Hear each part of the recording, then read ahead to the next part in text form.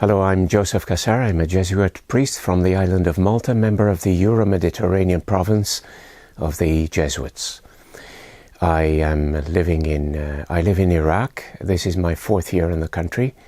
I live in the Kurdistan region of Iraq. I'm based in Erbil, but travel around as the work requires.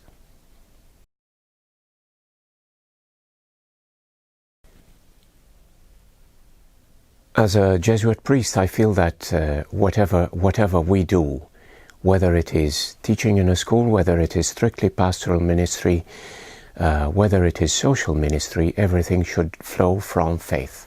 And for me, faith, in one word, is my personal relationship with Jesus Christ.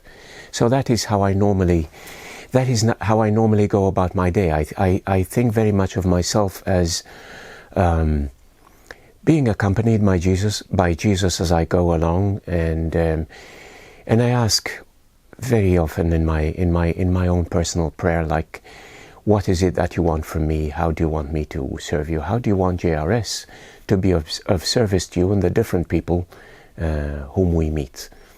And the people who we meet in the present circumstances in Iraq are, for the most part, displaced persons, genocide survivors, in the case of Yazidi people who survived the 2014 massacre in the Sinjar district of the Nineveh Governorate in northern Iraq.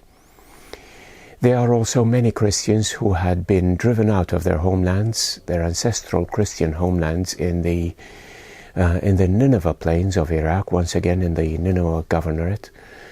There are also Muslim people who have likewise been, for one reason or another, targeted by militants, and therefore have also experienced displacement. In the different faces, in the different experiences, I try to bring to prayer the faces, the experiences, the stories, the accounts that I have heard, that people have shared with me or with my colleagues. And for me, there are all different manifestations of how Jesus depicts himself in Matthew 25.